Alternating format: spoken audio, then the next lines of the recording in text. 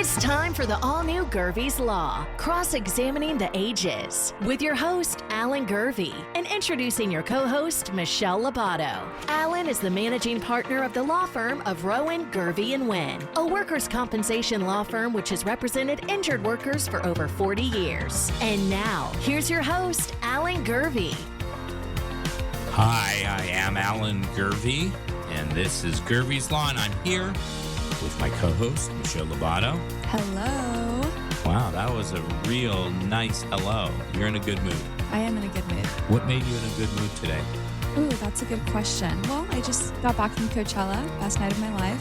Amazing ambiance there. There was so much love. So I'm on a good one. If that was the best night of your life, wow, what a life you've had. Wow, thanks, Alan. I will tell you, you had no better nights when you were growing up? A couple, yes. Maybe. It's just an expression.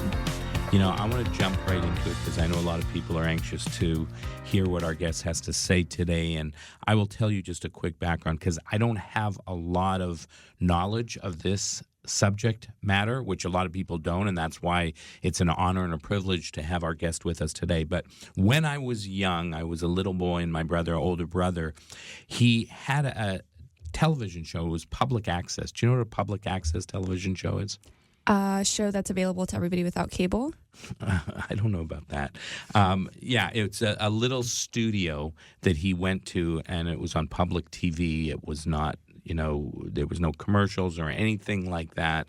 And he was a co-host. The show, I'm trying to remember what it was called, something like UFOlogy or something else. It was with a guy named Chris Rutkowski, who was a UFO expert at the time, and he was a co-host. And they, it was many years ago, they had these like really kind of cheesy videos and things that were very low technology, and they talked about UFOs. And that was my only introduction to UFOs. And then I went on, of course, to go to law school, and I studied philosophy. I studied at Brown. I studied logic. I was a logician, not a magician, but a logician.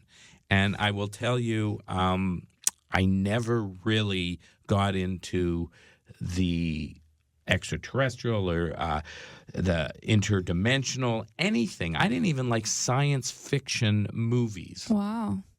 And I know you're very different because you're so much more enlightened than I am and open-minded. Yeah. So I know that you will have a lot to say because you probably are someone who understands this topic much more. But I want to. I really do. So let's talk about Lue Elizondo. Lue Elizondo is a former senior intelligence official, and he's former special agent who was recruited into the strange and highly sensitive U.S. government program to investigate UAPs. Do you know what a UAP is? An unidentified aerial phenomenon. UAP is a fancy name for UFO or a new name, and we'll find out whether he cares whether it's UFO or UAP. But let's talk a little bit about his background. He's an author, and the book is called Imminent, Inside the Pentagon's Hunt for UFOs. Incredible book that a lot of people are talking about. He's a media personality. He's got a podcast tour that he's doing now. We can hear about, started out in Minneapolis, UFO disclosure activist. So he has so much information and people want to hear about what he has to say. The Proof is Out There is a Hulu and History Channel show that, of course, is produced by our producer. Amazing. Genevieve Wong produces The Proof is Out There. She loves it. It's been on for about 6 seasons. And Lue has been an integral part for the last couple seasons. They're lucky to have him. And without further ado, because we want to hear from him, there's so many stories we need to hear. Lue Elizondo, welcome to Gurvey's Law. Well, thank you very, very much. It's truly my honor and privilege to be with you today with you and Michelle. Thank you so much. You know, Lue, so many people are excited to hear what you have to say.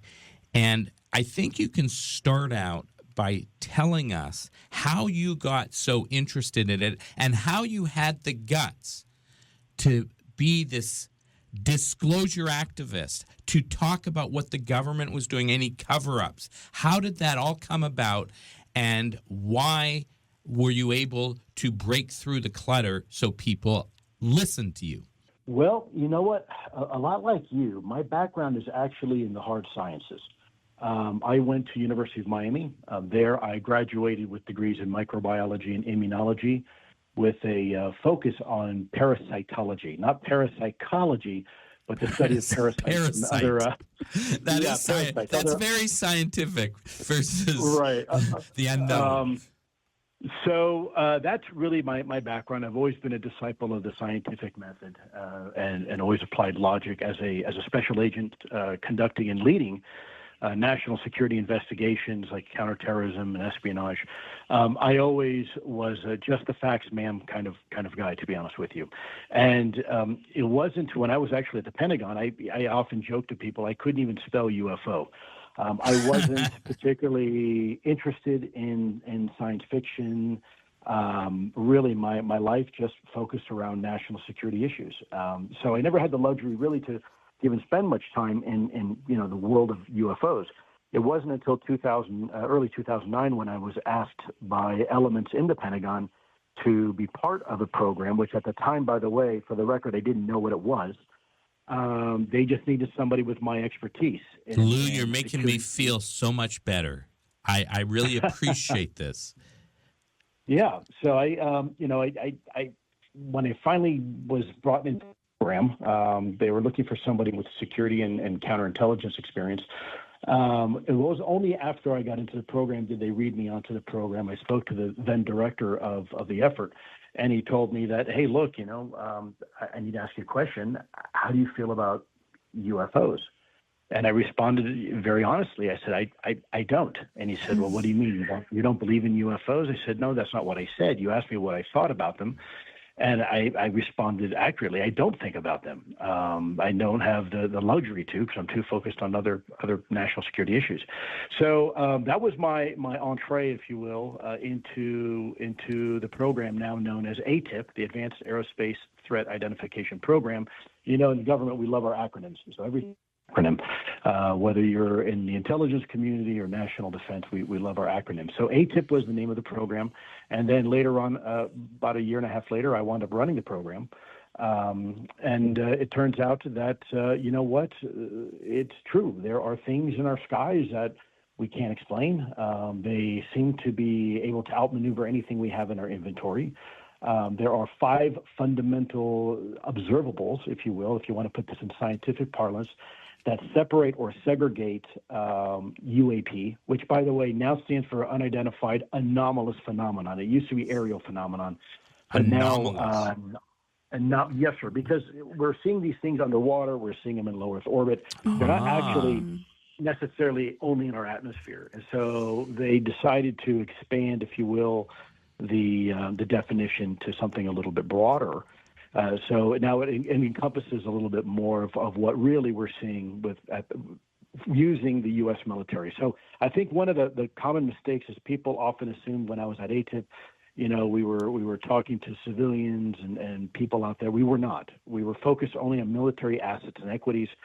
We weren't really particularly interested that, maybe grandma saw some lights in the backyard.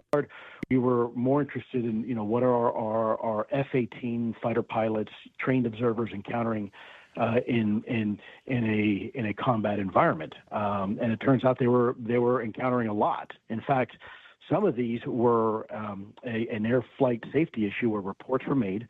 You know what a combat formation is, right? So you have these planes that are flying very, very close to each other. Right. Imagine a UAP coming so close that it literally splits the combat formation right down the middle. So you're talking like 15, 20 feet away. Wow. And that really was our focus. We weren't interested in, social lore about UFOs and things like that. We were really focused on the here and now. What's the national security equity here? Is this Russian? Is it Chinese? Is it foreign adversarial? Is it our technology? Or is it something completely and totally different? And if so, what are the intentions? What are the capabilities?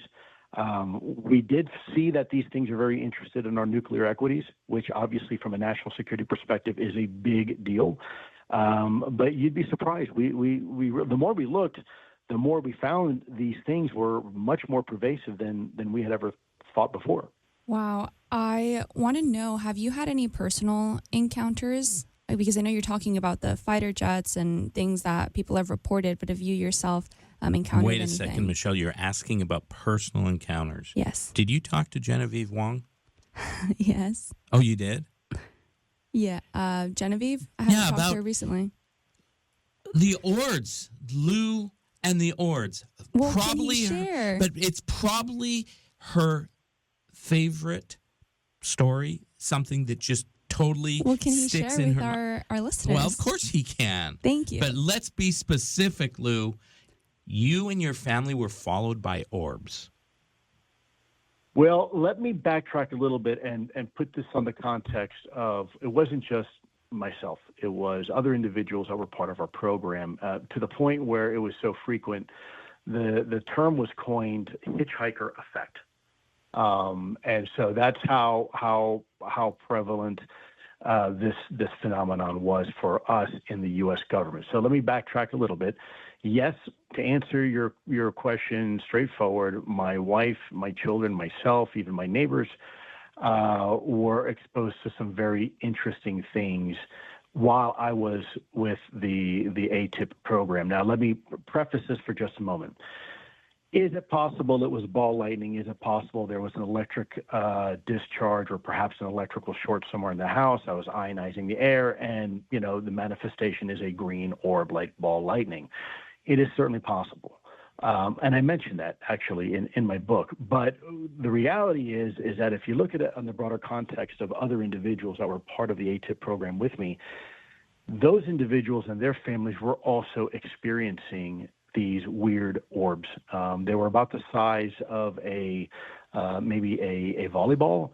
They were, in our case, green, like this diffuse green color. Very, very curious. Again, we all saw them. I didn't really know what to make of it at first. We weren't really scared. A lot of people say, well, were you scared and were you upset? No, we were not. It was more just a curiosity, like what's going on? What are these things doing in the house? Where were you at the time? I was living in Maryland on a little island where we raised our kids because I was working in Washington, D.C. I didn't want to raise my family necessarily in a huge, major urban area. I wanted to give them a little bit more of a, what you might say, normal life style was. So we decided to settle down at a place called Kent Island, which is right outside of Annapolis, right over the Chesapeake Bay. And that's where we settled down, and that's where we raised our children. And it happens to be one of the oldest English settlements in the United States. So there's a lot of history there, and there's a lot of course, you can go to some of these old historical hotels where they give ghost tours and things like that. This was not anything like that. What we experienced were real. And it turns out that other individuals with top secret security clearances in the U.S. government who were part of our effort were experiencing the same thing at the same time. And it started when we got into the program, and it ended after I left the program. And that same held true for the other individuals that were part of ATIP. And so the question is, were these related? Did all this have to do I was just with about the to ask ATIP you. portfolio? Yeah. Well, is there a connection? I'm Right. listening intently, and that's really the burning question. Right. And it's a question that I think remains still to be answered. I cannot tell you definitively what it was other than that it happened. And I'll give you another story here that occurred with one of our neighbors. We were on a little family trip, and I get a call from my neighbors, and he said, hey, are you guys okay? I said, yeah, sure. Why? What's up? And he said, well, I don't know if you're home, but it looks like there's a disco going on in your house right now. Lights were flickering, and then lights were in the backyard. And so this had been witnessed by one of our neighbors. So it wasn't just, Lue Elizondo and his family that were seeing this. There were other individuals outside of our immediate family that were actually witness to some of these events. And it was coined the hitchhiker effect by one of the individuals in my program in ATIP, I believe it was Jay Stratton, who actually coined, because it was so prevalent that it was happening to so many of us, that he called it the hitchhiker effect, and the name kind of stuck. And that I can tell you some very weird things happened. And look, I'm a scientifically minded person. Special agent, just the facts, ma'am kind of guy. I'm not really prone to flights of fancy or anything like that. But at the end of the day, when you experience these things personally, you're forced to reconcile that and ask the hard questions. Were others also experiencing it at the time that you heard about, or was it just you and the families and the people involved in the program? It was primarily people involved in the program that we were part of. See, I'm just being a lawyer here. This is like the cross-examination. I'm trying to get to the bottom of it because it's super interesting and apparently verifiable. But, as you've been asking, was there a connection with someone or something trying to attack you and the work that you were doing? Well, that's a great question. First of all, I wouldn't say attack. At no time were any of us harmed or injured. Now, I can't say that's the same for others, but certainly for me personally, my family, my wife, my children, we never felt that we were, quote unquote, under attack or that there was any type of negative biological consequence to us. There wasn't any radiation sickness or any burns or anything like that. So we never experienced that as being anything negative. It was just more of a curiosity. But there were other individuals, and there were scientists that we had and physicists that we had assigned to us and other individuals, intelligence officers like me, who all reported the same thing happening. And it wasn't happening necessarily at the same exact moment in time and day, but you might have an experience personally on a Monday, and then Thursday, a colleague is like, "Hey man, something really weird just happened to us at our house on Wednesday."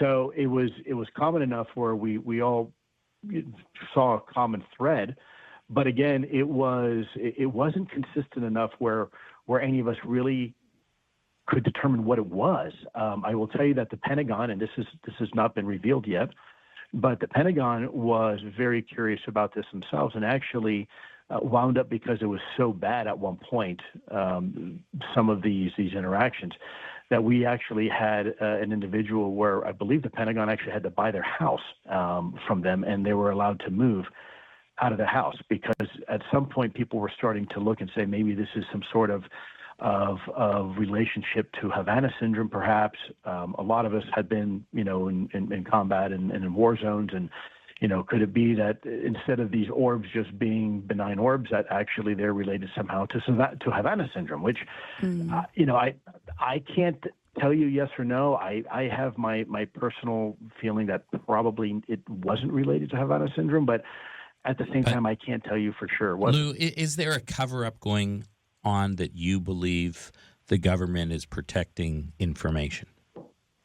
Yes, but it's not really a matter of belief. It's been substantiated. You now have members of Congress coming forward, and you have members of even our whistleblowers coming out of the executive branch, all saying the same thing. And in fact, some of them are admitting that they were part of the cover-up themselves. In fact, when I ran ATIP, it seems a little disingenuous, but the American population was told this entire time since Project Blue Book, nothing to see here. We don't take UFOs seriously. There's nothing here. And it turns out that we had been the entire time being paid $22 million to investigate just that, UFOs. And these encounters occurring over controlled U.S. airspace and other sensitive military installations and facilities. And it was significant. It was something that we were spending time researching and studying. Could you tell us a little bit about the Colares UFO incident? Because I know you said that all of your experiences have been nonviolent and non-threatening, luckily. But do you know a bit about the Colares incident?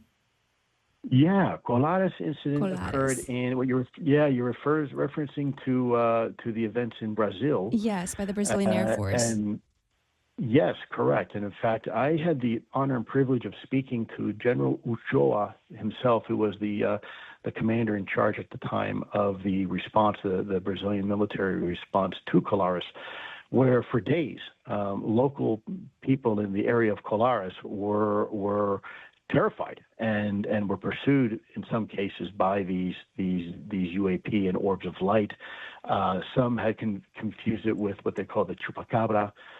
Some had said no, these were definitely these were technological vehicles, to the point where people were actually injured. And there were even military personnel in the Brazilian government who had been injured and had witnessed firsthand.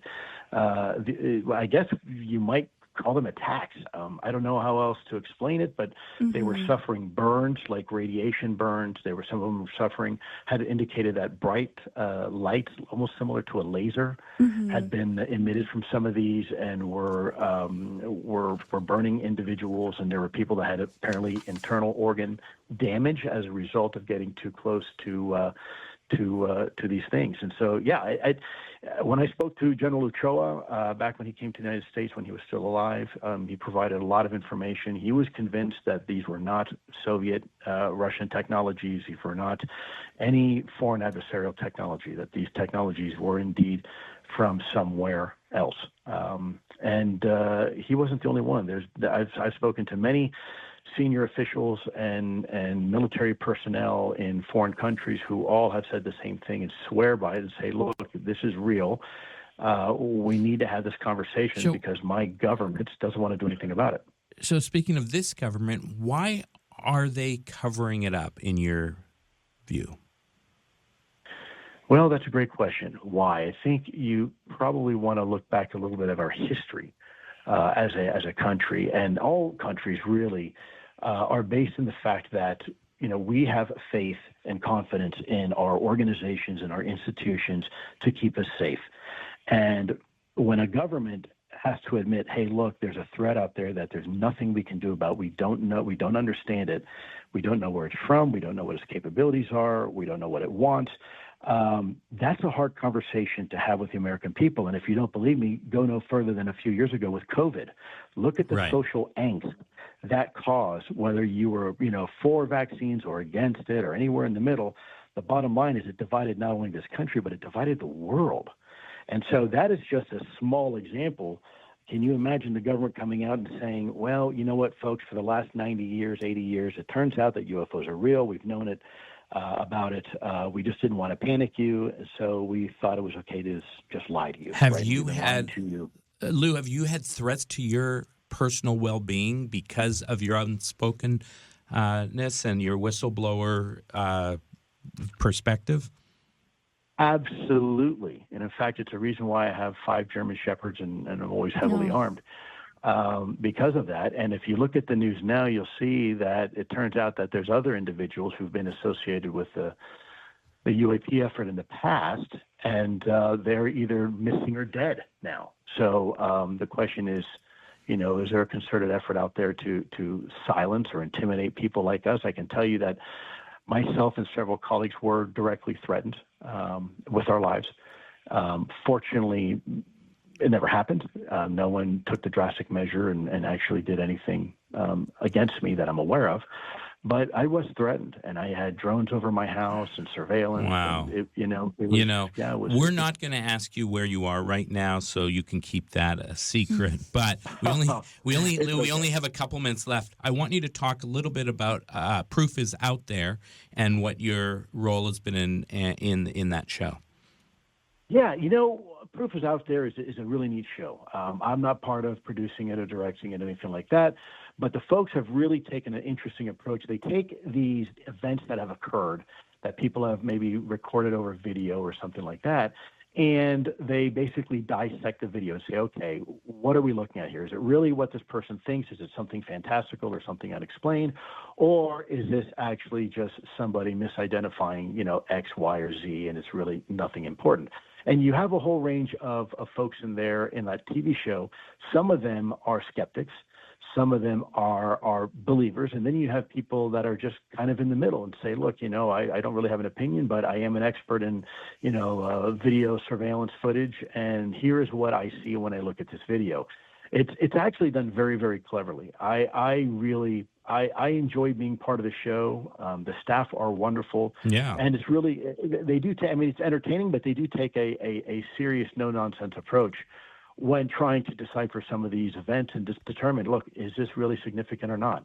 And I would say hats off to Genevieve Wong, one of the producers, who also, as I said, produces our show, and she's amazing. And I know she's done an amazing job with Proof is Out There, which is on Hulu and the History Channel. In the last minute and a half, I just want to talk a little bit about Imminent anyone can get Imminent on Amazon, I believe, or wherever they get their books. Here's a quick note from one of the reviewers. A real eye-opener. This book by Lue Elizondo is brilliantly written. It took a lot of courage for the author to make public what he knew, given the risks he knew he would face. So that's certainly, if that's not something to whet your appetite for Imminent inside the Pentagon's hunt for UFOs, I don't know what is. And the last thing we're going to ask you about is your podcast tour. Tell us about how people can follow you on Instagram and how they may be able to come to one of your events on your podcast tour. Yeah, sure. So I've been going around the United States. Unfortunately, I had to postpone and reschedule the East Coast part of my tour. It's called Persona Non Grata Tour. Because I recently was involved in a near fatal motorcycle accident, so the doctors have basically said, hey, you might want to postpone that leg of the tour. So I had to. So we start actually in Dallas on 29 May as part of the West Coast tour, and we'll reschedule the East Coast tour. And if you're interested and want to hear some interesting people that I'll be interviewing, you can go to my webpage, which is luis.elizondo-official at .com. Sorry, there you go. So, Lou, we are so happy that you are okay from that accident and continue your healing process. And thanks for being with us today talking about UFOs, UAPs, or whatever you want to call them. It's been fascinating. Thank you. My honor and privilege. Thank you, guys. Thank you, Michelle. And guys, have a wonderful day, and God bless. Thank you, and you too. Take care. And that's going to do it for another episode of Gurvey's Law. Thanks for listening. We'll see you next week.